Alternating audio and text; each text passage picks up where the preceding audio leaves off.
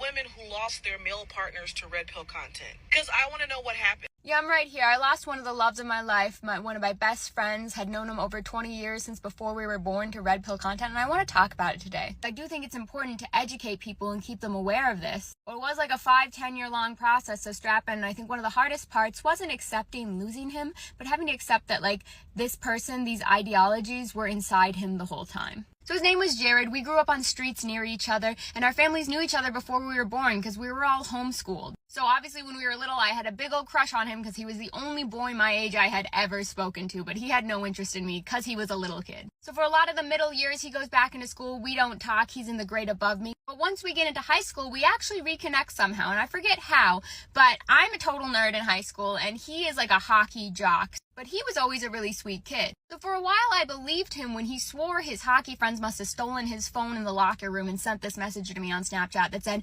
"Why don't you make yourself useful and send over a pic?" And when I was like, this is really random, like, this doesn't seem like even your verbiage, what's going on, dude? They blocked me on everything on his phone. So we didn't talk for several years after that, and I found it a little bit weird that, like, dude, we were talking every single day and you didn't even think to look me up and notice I wasn't even in your phone anymore. But anyways, he gets dumped by a girl who absolutely shatters his heart on college, and we actually reconnect because we match on Tinder. And at this point, he is emo, right? He has all the bracelets, he listens to heavy metal, he is very atheist, he has a lot of Satan stars and whatnot. He is the furthest point in the universe from the typical red pill boy. So when he's back in town, we actually go on some dates, and he gets really sick, so I bring him over some soup and like some cookies that my grandma, who I was living with at the time, homemade, and we have some really cute, like, cuddling, watching TV, nothing else sort of dates. And it was just like old times. And then after that, he actually kind of rejects me by ghosting me a little bit, but he wants to remain friends. And I'm fine with that because we were friends our whole life. And the more I get to know about him in that point, the more I realize it's probably for the best, because he's in a lot of therapy at that point, which is very important, because he has such bad anxiety and depression and things like that, that he can't even leave his home to go out in public. And also, he's still obsessed with this girl who has blocked him on everything, and he won't tell me why. But one day he says he found her address and he wants to write her a letter because he thinks it'll be super duper romantic and win her back. He had this tendency to do that, right? Like, romanticize all of his actions, when from the outside, like, this girl has blocked you on everything, she has told you not to contact her, and now you're tracking down her address. And I tried to explain to him that that's kind of terrifying behavior, but I don't think he listened to me. I do think he sent the letter, and I don't think anything ever came of it.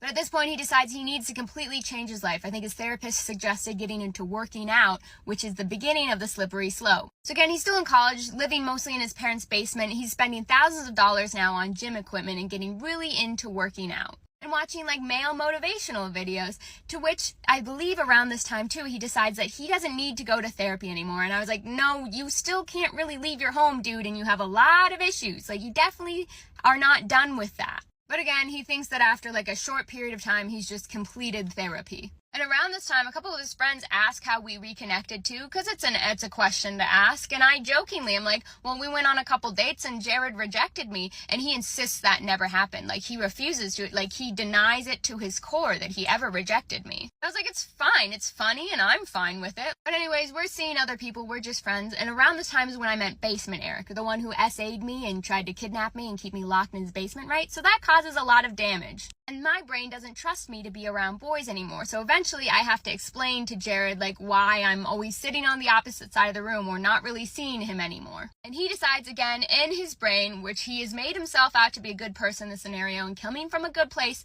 that he can fix me actually. Because you just didn't get hugged enough as a child and you aren't shown the proper amount of affection. So he starts forcing me to, like, cuddle with him and hug him even when I tell him no and to stop. And from all the working out, he's becoming a very large man that I can't fight anymore, and so it's starting to get scary when he doesn't listen to me. And he also starts making this frequent joke that we need to go out on, like, formal friend dates because, like, I just deserve to be loved and shown love. Which, again, I believe came from a good place, but I was like, no, like, I've been on real dates. Like, I've been on fine dates. It's fine. I've been on a good date before. Like, I love you, dude, but you also still refuse to leave your home to go to most places, so it wouldn't work out anyways. So because his behavior towards me is actually making my issues worse at the time, I'm in a lot of intensive therapy myself for this, I have to distance myself or make sure that his other friends are around whenever we're hanging out because he doesn't do any of this stuff in front of his other friends. And an interesting note is now that he's moved home after college, instead of hanging out with his more left friends from college, he's just hanging out with his high school friends that all are on the right.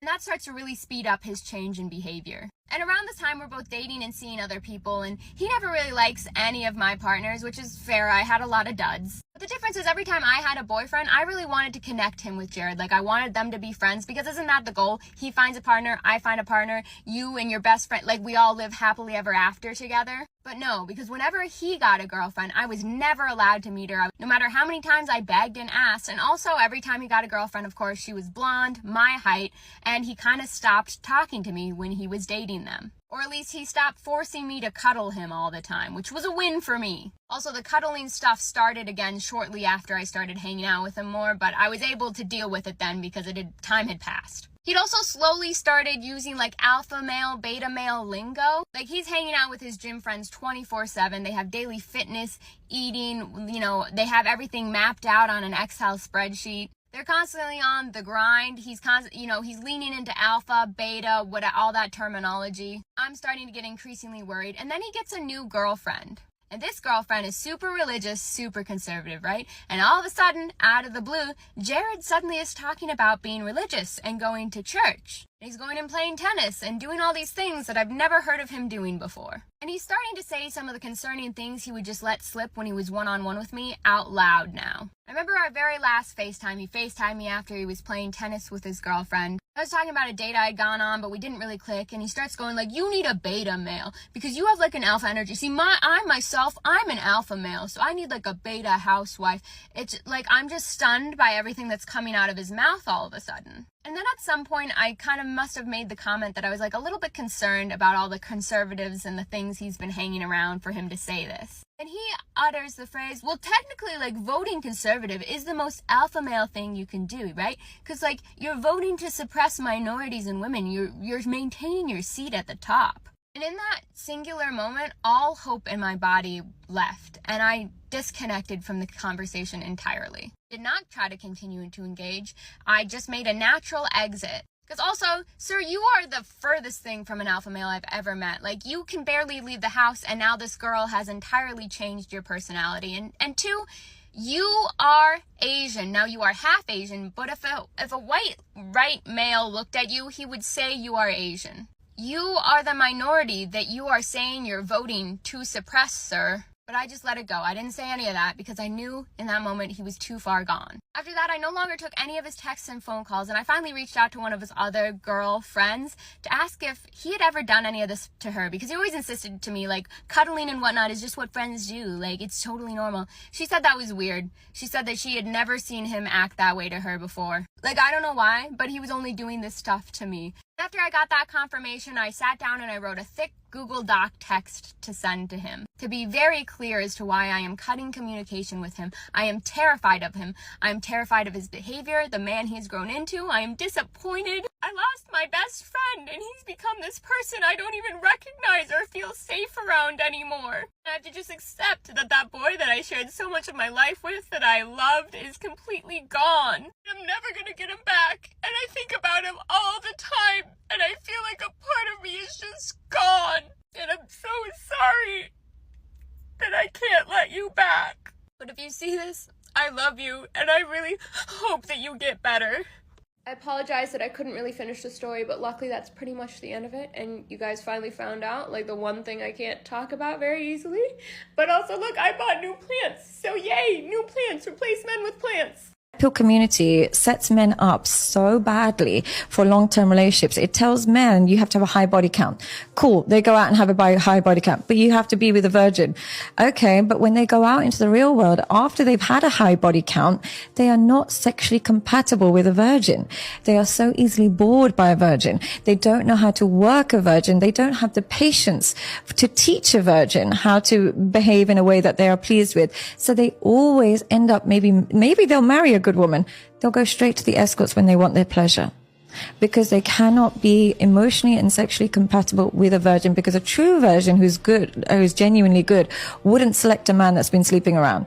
So he probably has to fake it to get that good woman, and then while he's being fake, he needs a very promiscuous woman to serve his genuine needs. So he ends up either being married to a good woman and then using escorts on the side. So escorts are still getting the better end of the deal because they see the real you, whereas your wife sees the fake you. Or they end up, I can't be with a virgin, I'm no longer compatible. So they end up with just So I saw this video come across my FYP. So my boyfriend turned red pill, and at this point we haven't spoke for about a month. And I can't cope with the fact that someone who I saw is so compassionate and thoughtful and intelligent, so caring and open-minded, just completely did a 180. Now, I want to be abundantly clear and have a few caveats. We can't know what this person's relationship looked like from the inside. Additionally, I dislike this whole talk about how could you miss the red flags, blah, blah, blah, blah, blah. Red flags are nothing but symbols. And as we've discussed previously on this platform, symbols are culturally specific and specific to somebody's own experiences. So we're not all going to have the same ones. But here's some red flags that come from my experience as a disabled person that help when we're talking about like loving, compassionate people who then go on to turn like red pill and stuff. Are they helping you because in the back of their mind, this is part of a larger transaction of your relationship? Or are they helping you because they're seeing you struggle and they just genuinely want to help? Are they helping you because they're kind, loving, and compassionate? Or because they see you as less than them and incapable of actually helping yourself? The answers in identifying this type of behavior do not lie in the fact that they helped, right? It lies in how they helped and why. And it is through answering these questions that you can kind of see these ideas start to take shape and take form. And from a communication perspective, there are little giveaways in how and why somebody decides to help somebody in their life. Now, before somebody comes in and be like, this isn't always the case. I know this is not always the case. But just be aware of what's happening in your surroundings and how people interact with you when it comes to help. Because oftentimes when people's help is coming from a transactional space, they're more easily pulled into this rhetoric talking about hierarchical structures, traditional gender roles, and things of that nature. Just tuck this away in the back of your mind. Where are all the women who lost their male partners to red pill content? Front and center, please. I wouldn't say I lost him because I know exactly where he went. When all of that stuff started coming out, and also when Trump won the election and got more popular, but on a different stage this time, it was like the man who I had initially gotten together with and married, suddenly he was allowed to say the quiet parts that he'd been thinking the whole time out loud. All that stuff normalized being crazy, being misogynistic, being awful, because it was so popular as well. A lot of men, my ex-husband included, started to think that it was okay. So we're divorced now. Even if the red pill people were right all the time, it's the worst way to go about life. Can you imagine being that pessimistic? The only good thing about life, man, is really people. Like loving people, interacting with people, meeting people, greeting people, hanging out with people, calling people, seeing people, doing things with people. That is what life is about. And these people are disregarding half of the population for what? Just because they've had poor experiences, really. I mean, but everyone has poor experiences. It's the fact that they let it manifest into like women's nature and how much they dislike them, instead of just changing in themselves what they need to change so that women will react differently to them. If you've ever done like a monk mode or a period of time where you just have no girls in your life and you've kind of isolated yourself, I mean, you understand how important people are, how important girls are. And I'd much rather have to deal with the occasional heartache or heartbreak than not have any of the joy of that in my life at all. And for them to write off women like that, red pill, black pill, sad, really sad.